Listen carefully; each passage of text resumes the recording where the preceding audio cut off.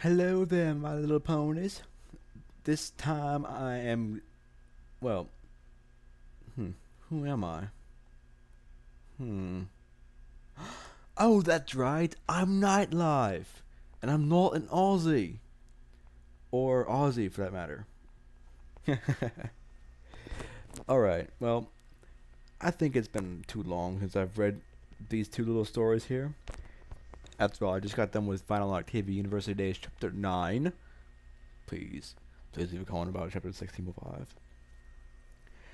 And I'm going to read chapter 3, I think, of My Little GLaDOS. This is chapter 3, A Day in Hell and More to Come, by Obelisk of Death, on filmfiction.net. I'm not going to read the entire URL because it is freaking long. Not quite Google image search long, but still. Alright, let's begin. They are loaded with prejudices, not based upon anything in reality, but based on, if something is new, I reject it and immediately because it's frightening to me. What they do understand is just to stay with the familiar. Dr. Wayne Dyer. D-Y-E-R. Page break! Ugh. The journey to Ponyville was an uneventful one, though arduous on GLaDOS' ears. Piggy Pie kept insisting she throw a welcoming party for the new resident, who in turn gave the same two-letter answer. Twilight tried helping GLaDOS with her amnesia, though she kept saying her home was a mystery that she couldn't remember. As Ponyville came closer into view, GLaDOS' nose cringed at the strong scent of confectionaries and daisies. Although adjusting to this abrupt odor, she blinked many times to confirm that this wasn't an illusion. Her heavy gaze slowly crawled over the pastel-colored buildings, completely contrasting with the dull whites and blacks of the Aperture Research Facility. Aperture Research Facility. She noted how impractical the houses looked, many of them built into obnoxious shapes and structures. Before the mare lay a wide cobblestone path that encircled what looked like a massive gingerbread house with patrons filing through the front door. Aside from this, the streets were relatively empty on this calm Thursday afternoon. Sorry. Applejack stepped into the mare's field of vision, balancing an empty picnic basket on her back. Well, partner, this is Ponyville. I hope it comes to your liking. I've got to get back to the farm and take care of some chores. She turned and slowly trotted out away from the group. After a few steps, she reared her head and yelled back, "I'll come get you in a couple hours." Rarity, wanting to make a better connection with the newly arrived mare, walked up beside her and said, "So, GLaDOS, I apologize for our cold shoulder introduction. As you know, I am Rarity. I run the Carousel Boutique over there." She pointed to the tall building to the left, looking over the suburban area across town. GLaDOS rose a brow at the carnival ride hitched on the top. "If you ever need a dress, whether it's for a social gathering or a trip to Camelot, then I can offer you some of my finest apparel of the finest then I can offer you some of the finest apparel in all of Equestria." The fashionista smiled contently. GLaDOS never broke her stare from the obnoxiously colored town. Wow, a real contributor to society. "Thank you.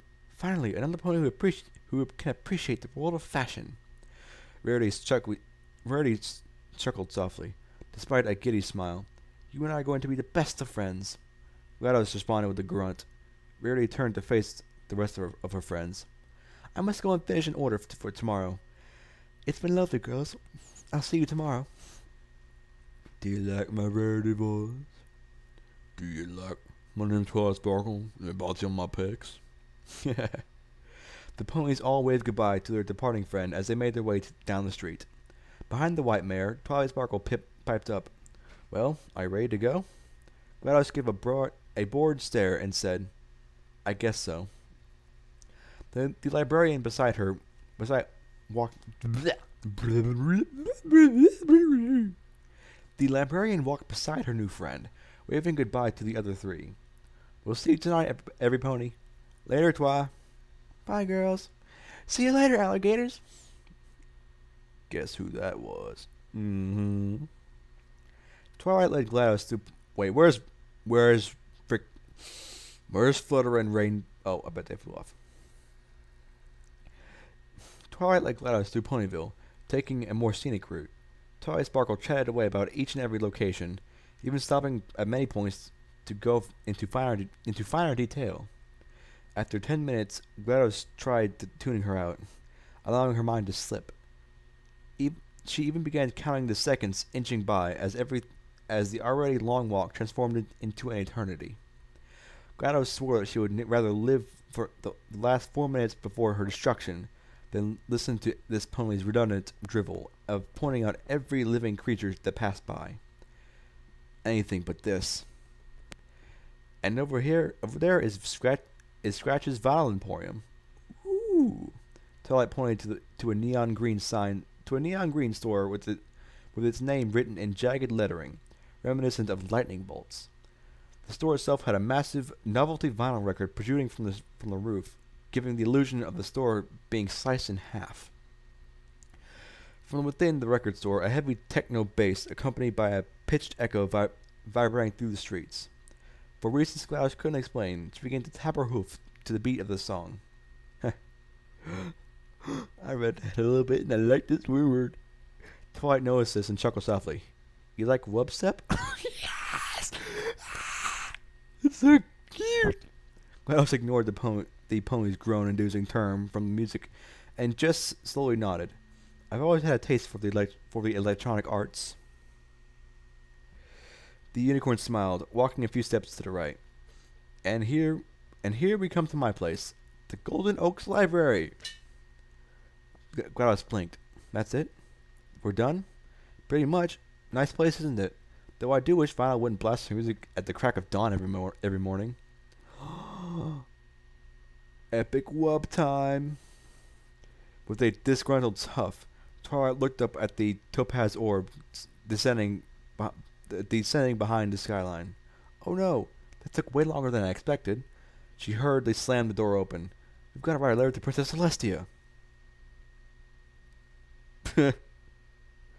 Twilight bolted into the library with GLaDOS tailing behind this at a snail's pace. Her yellow orb stared in awe at the hundreds of tomes stored on the shelves making up the library's circular interior. A very faint smile creased her lips. Oh, where is that little dragon? Twilight groaned, hopping from one hoof to the other. GLaDOS deadpanned. Dragon? Yeah, Spike's my assistant. Oh, where is he? The unicorn trotted upstairs to her bedroom. GLaDOS traveled across the spacious room, staring at the gentle flickers of the lanterns on the wall, or staring into the gentle flickers of the lanterns on the wall.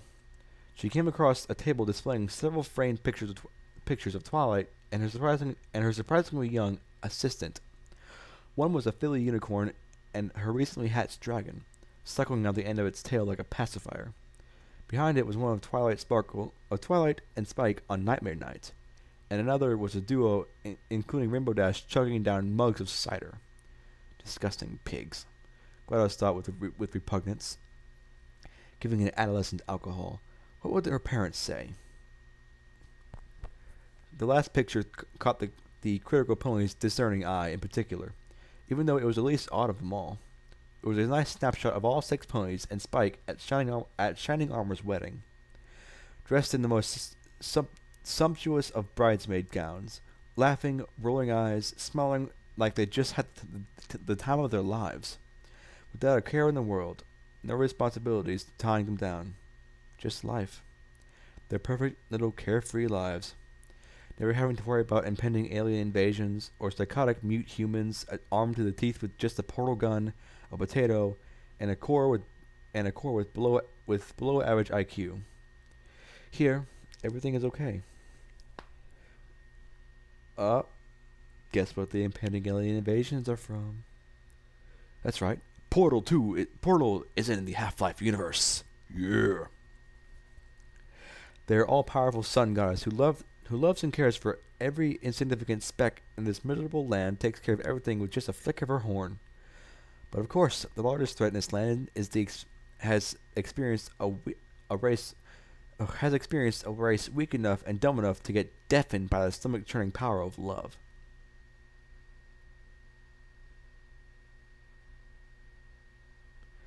Okay. Or defeated by the stomach-churning power of love. That's it. GLaDOS couldn't explain the small fire burning in her chest now, but whatever it was, she didn't like it.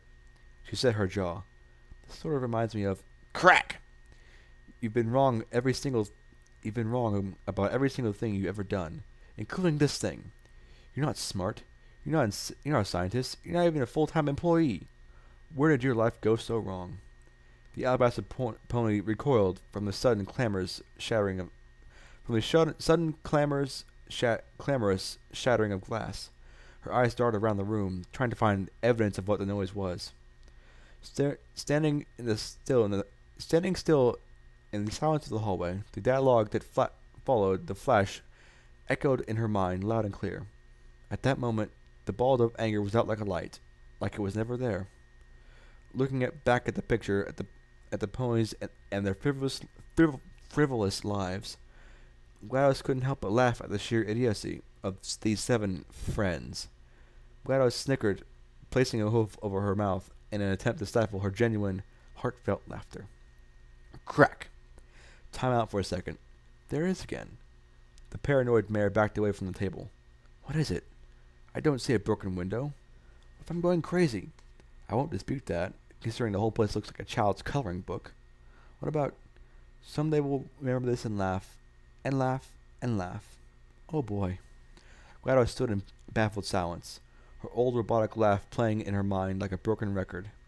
Yeah, I'm going crazy. Oh well, it can't be as bad as getting killed over and over again. Or going through another tour of this sugar-coated village. She rubbed her forehead, trying to force the painful memories out of her mind. Nostalgia sure can feel like a knife in your back. All right, GLaDOS, almost done. Twilight shouted from the second floor, galloping down the stairs. Spike's sending the letter now. Oh, I see you met our little friend. She gestured to the table behind GLaDOS, who suddenly turned and struck away from the tiny creature hopping around the table.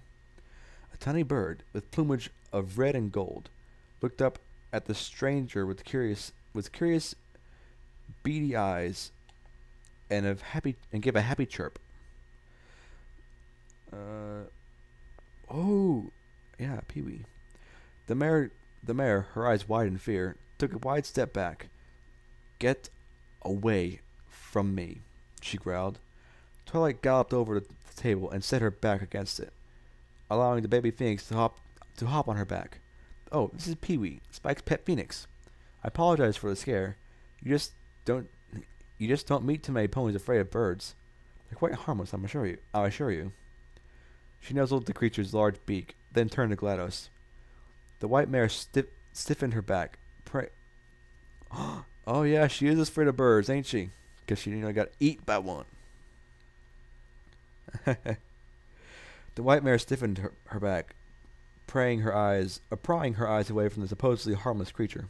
Yeah, say that when the thing is gouging out your eyes with its murderous talons and tearing your flesh out with its gluttonous beak.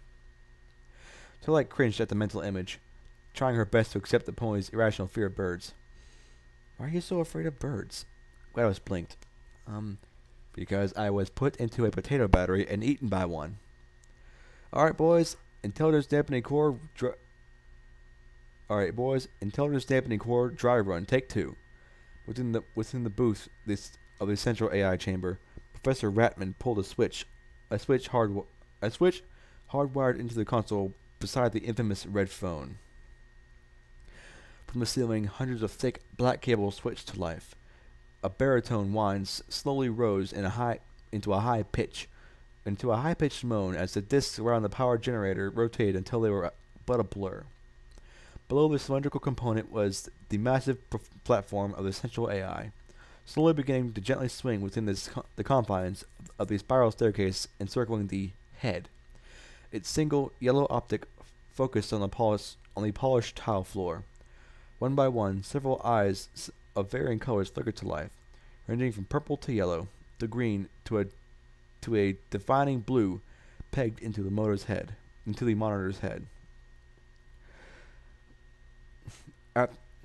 After waiting several seconds for a response, Ratman scowled, pressing down on a small yellow button. "Disk operating system, respond." He barked into the microphone. All he got was white noise. He leaned forward, squinting as he saw the core with the light blue optic twitch and fidget in uncontrollable spasms, as well as muffled screams of horror.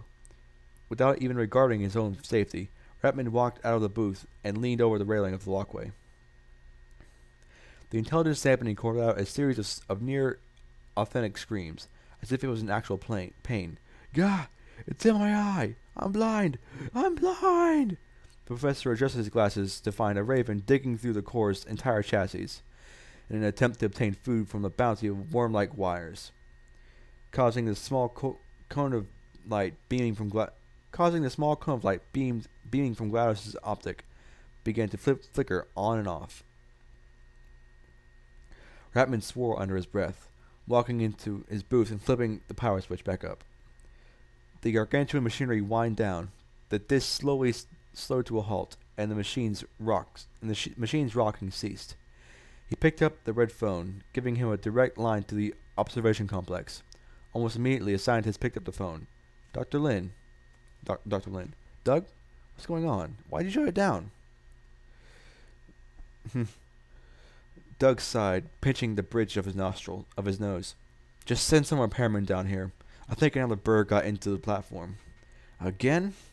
Where do these things keep coming from?" "Beats me. All I know,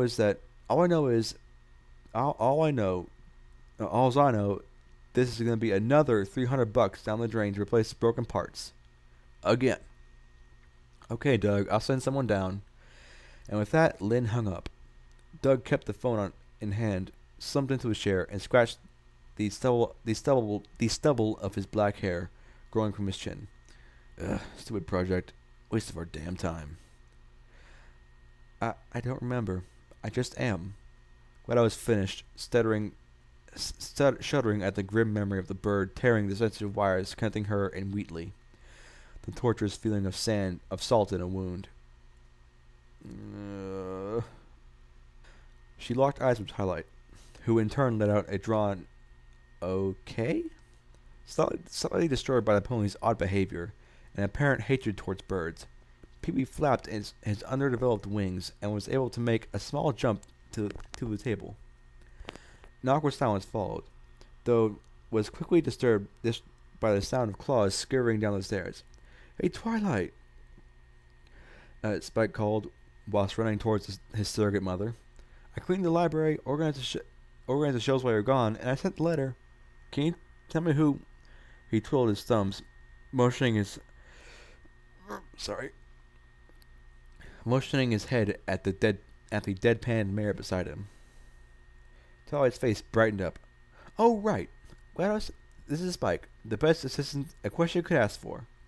She gave him a little noogie, instigating a childish laugh from the young dragon.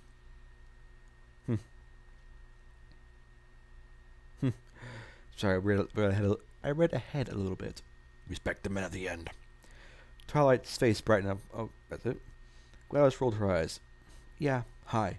Now, can I see these technologies you were telling me about earlier? I'm certainly not getting any younger." "Sure thing, Spike. I'm counting on you to make dinner." "Already on it," the dragon said, running into the kitchen. Twilight faced the red door beside the table and lured it open. She stepped inside, allowing GLaDOS to step in first. Or she stepped beside it, allowing GLaDOS to step in first. The pair traveled down into the basement of the library, descending the staircase carved into the wood. GLaDOS looked to her right at engraved sections of the wall where several books on each ledge. Lanterns were pre-lit Lanterns that were pre-lit were welded into the ancient bark of this massive tree. GLaDOS couldn't help but stare at the massive roots channeling through the ceiling and walls. That is, until she saw the advanced technology Twilight was advertising. Like a filly in a heart-warming eve, Twilight giddily dashed into her lab, past the utterly befuddled mare. What in Heisenberg's name is this? Pipes that ran from a console and connected to a ceiling seemed to serve no purpose whatsoever. Vats filled with different colored mixtures, pressure gauges attached to consoles with pointless buttons, and is that a seismograph?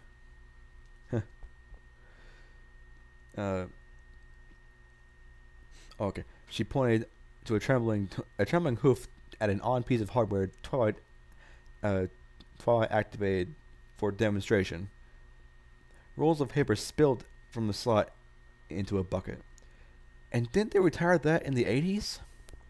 The unicorn turned the machine off and shook her head. Nope, it's just a little device used to read the magic levels in a pony. You just put this on the subject. She held up a metal helmet bedazzled with dozens of bulbs and lights, and this does the rest. She put it at the top of the machine of the graphing machine. And what do you mean it was retired in the 80s? GLaDOS' eye twitched. That's it. I'm done. She turned and made her way back up the staircase.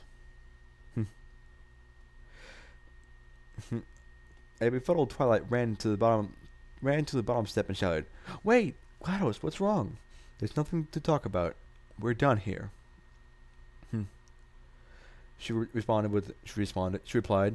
her voice eerily calm. When GLaDOS made it to the top of the stairs, the basement door swung open and Spike entered. "Twilight, Applejack's here," she called down, then faced the white pony brushing past him. "Oh, hey GLaDOS. Get your generousness out of my way." Ooh. She pushed past the chubby dragon. Spike rose a brow and scratched his forehead, puzzled by the mayor's odd statement. "You think, what?" GLaDOS ignored him and approached Applejack in the library's main archives. "Go, now, please." She didn't even wait for an answer as she brushed past the cow pony and went out the front door. Applejack was puzzled at the pony's fervent desire to leave and quickly followed her out the door. Twilight teleported at the doorway and called out, I'm sorry, GLaDOS. I guess I'll see you tomorrow. Okay?" Applejack waved back at her friend. "Don't worry, Twi. I'll take good care of her." The cow pony quickly caught up with the mare, walking at an unusually quick pace. "You okay, partner? You always run out there like a cattle getting branded. And slow down. The night's still young." As GLaDOS slowed her pace, she noticed that it was, indeed, nightfall. Darkness cast over Equestria, with the thousands of stars blanketed across the blackened sky, accompanied by the full moon casting its comforting white glow, though it didn't provide a sufficient source of light. Fortunately for Applejack, she knew this town like the bottom of her hoof. GLaDOS slowed her trot to a walk, allowing Applejack to take the lead. "Let's just say my taste of science is vastly different from your friends." The blonde pony laughed. "Heh, I never understood that sciencey stuff Twilight's always yapping about. But don't fret, I'm sure his whole mess will be fixed by tomorrow." A silence ensued as the pair traveled through the relatively empty Ponyville. Smoke bellowed from dozens of chimneys. GLaDOS silently relished the scent of charred timber, as opposed to the town's daytime smell of sugar and confectionaries. Once they merged into a dirt path leading to Sweet Apple Acres, Applejack decided to make friendly conversation, get to know the ponies staying at her place for a little better. "So, GLaDOS, what do you do for a living?" "We're doing small talk now," she said coldly. "Trade cards, exchange emails. Well, look elsewhere. I'm not your buddy." Applejack flustered, not expecting such a hostile statement. "Come on, Sugar Cube. Is something bothering you?" For reasons she couldn't explain, the Earth Pony's hospitality was starting to rub off on GLaDOS, generating a not-so-hostile but still pretty rude response. I hate this place, and I hate being here. I never asked for this, and I just woke up in the middle of nowhere. But apart from that, I'm doing just fine. I'm kidding, of course. At the last second she added, I'm kidding about kidding, by the way. Applejack was none the wiser. Well, I can understand you're antsy, but I just want to lay down some ground rules. She stepped into the pale mare's path, just outside the main entrance to the orchard. 1.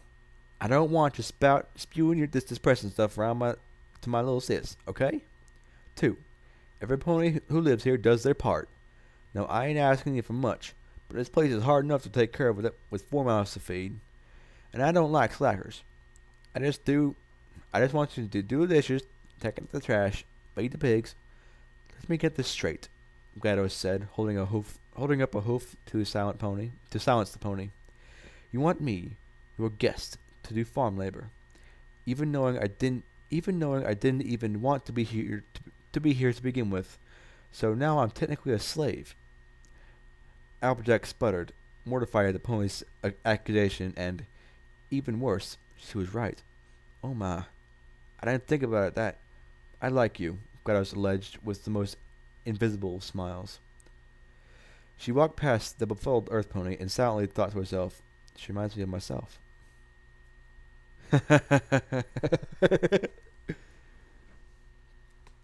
The farm pony shook her head and caught up with her companion.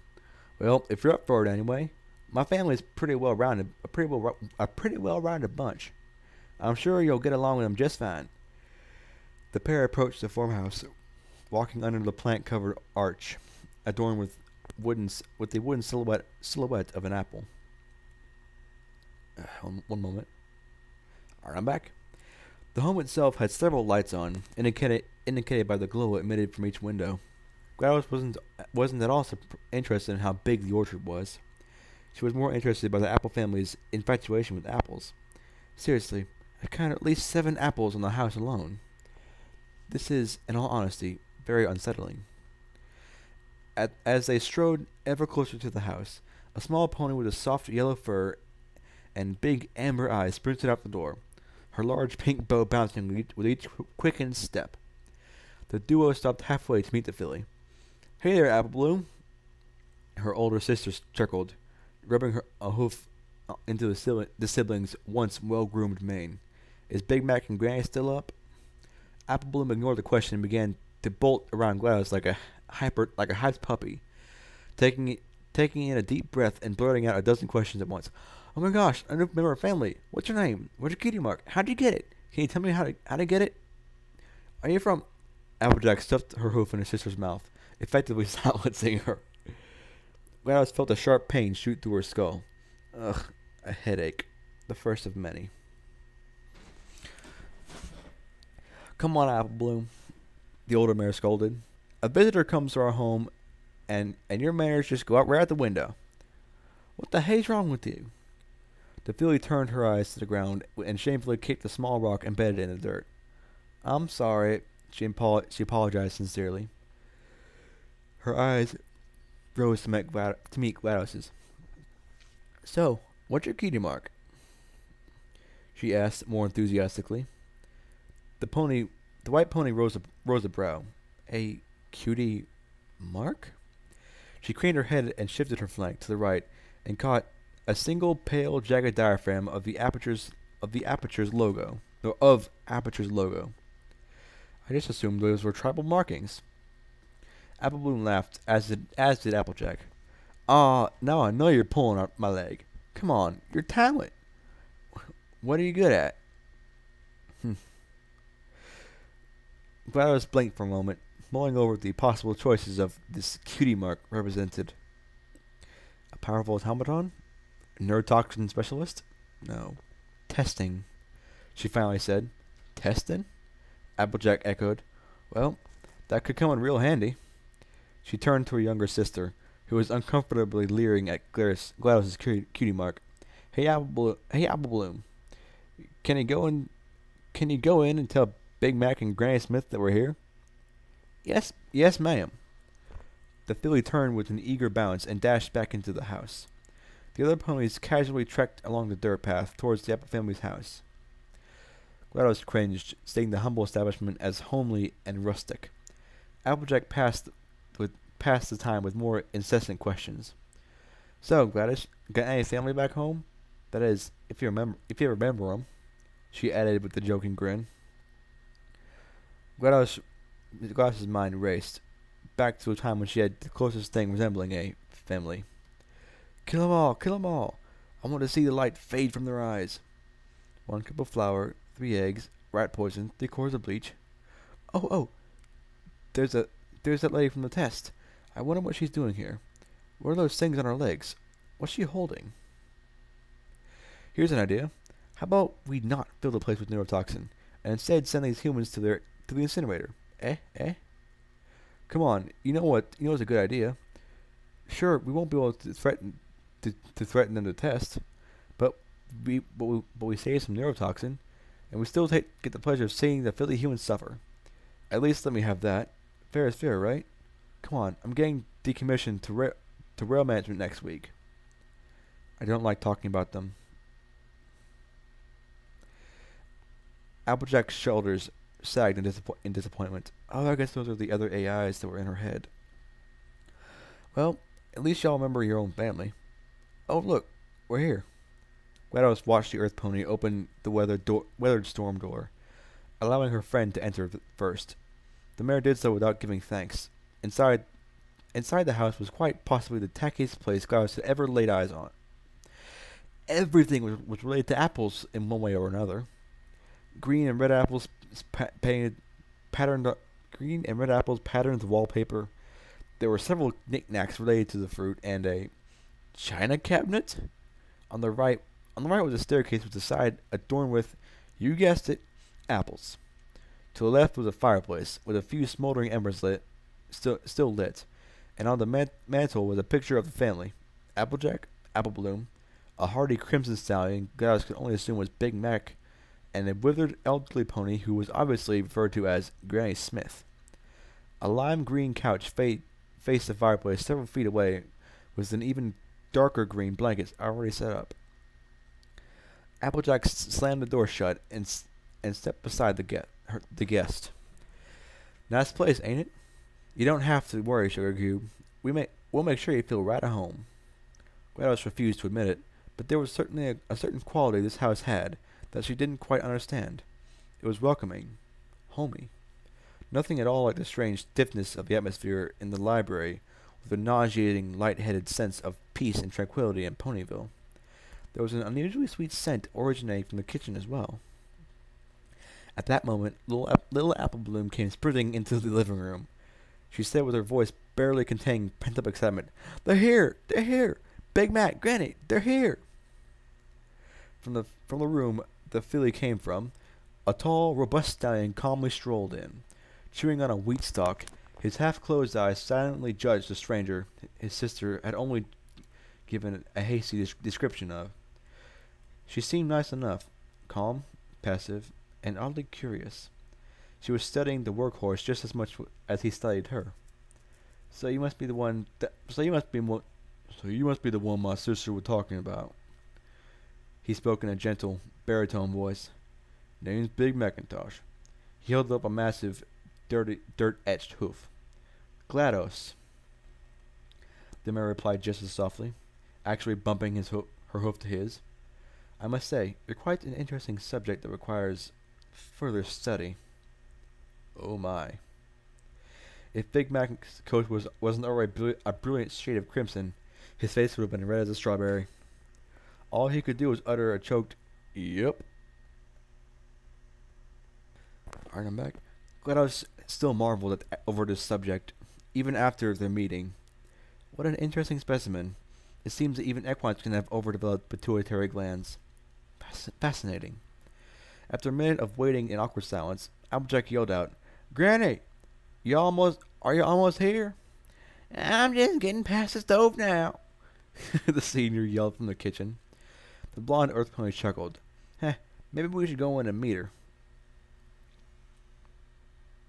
The 4 ponies trotted into the kitchen where Granny Smith was using every ounce of energy to make one step. Confounded modern doohickeys, she muttered, cursing her aged bones. Granny, Applejack snapped, getting her attention. Doa? AJ motioned to GLaDOS, who gazed at the elder with tired eyes. This is GLaDOS, the one I was telling you about earlier. I know. You didn't think I'd forget, did you? Applejack flushed for a second, rubbing the back of her head and tripping over her words. Well, yes, GLaDOS blurted out. Big Mac rose a brow, and Applejack shot a glare at the overly critical pony. Granny, on the other hand, gave a wheezy laugh. I appreciate honesty in this household, Sugar Plum. Welcome to the family. Here, I even baked you a pie. She lazily waved a hoof at the dinner table beside her, where a steaming golden apple pie sat. That sounds so good. I'm so hungry. Granny Smith slowly marched past the siblings, making her way to the staircase. Wait, one sec. Alright, let's try again. Granny Smith slowly marched past the siblings, making her way to the staircase in the living room. I'm gonna get the bath ready. Big Mac, it's your turn to scrub my back. said Sly and felt a cold shiver run up his spine. GLaDOS tried her hardest to resist the baked cinnamon apple treat, but her stomach furiously grumbled from not eating anything since Pinky's disastrous cake. Come on, it's really good. Come on, it's really good. Apple Bloom pressed, lightly tugging at GLaDOS's planted hoof. Granny Smith makes the best pies in Equestria. That's a fact. Now, Apple Bloom, what'd I tell you about modesty? Her older sister lectured. Of her own accord, GLaDOS walked up to the pastry on the table, inhaling its sweet aroma. Then she came across a small problem. How am I supposed to eat this?